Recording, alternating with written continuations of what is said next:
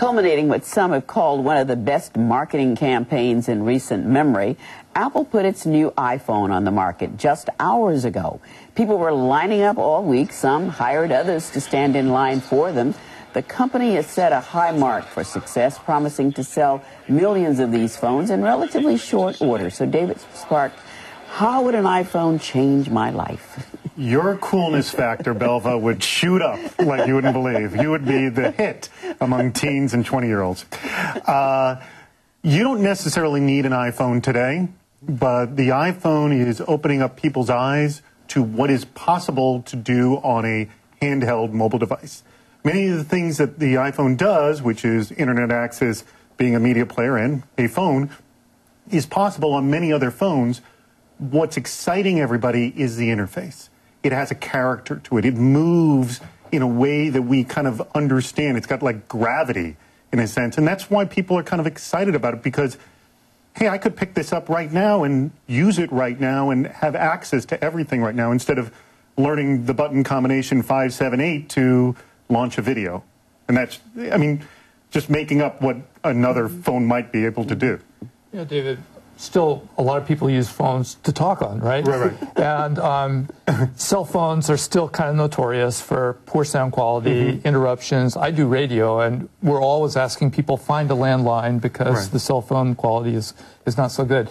Is the iPhone technology going to improve the actual audio quality or the basic phone usefulness of the phone? That's more a question for AT&T, who owns the network. But yes, the phone is responsible as well, and some of the reviews is it's just sort of average sound quality. But people do use the phone for things beyond that, and look at the history of computing.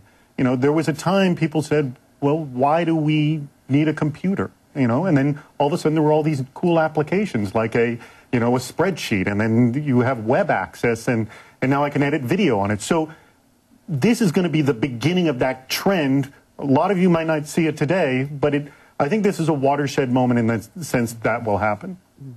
Well, the other thing that's fascinating about this is that this company has a track record of innovation. Really, the first really easily used portable computer. The iPod was a brand new category. This is clearly a different kind of phone than the other phones that are out there with all of the other things. But the danger here is that iPod created a whole new category. This is a cell phone primarily, and it's going up against the Windows system, which is BlackBerries and all of that stuff. That's really 95% of the market out there.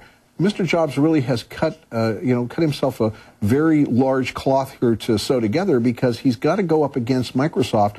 And a lot of people just don't get the Apple thing because it's only 5 or 10% of the computers out there. Well, the people who own BlackBerries and Trios, which are essentially the direct competitor to the iPhone, it falls under a category known as smartphones. They're mostly business users, and they use it predominantly for email. This device isn't really what we refer to as a BlackBerry or Trio killer, because it's really not targeted at the enterprise market, the enterprise users. It's targeted for the mass consumer market, exactly how the iPod was targeted as well. And that's what's very exciting, is that he's actually selling to people that the BlackBerry and Trio were not selling to. And he's selling to a small segment of the population out there, I assume, because this thing is so expensive.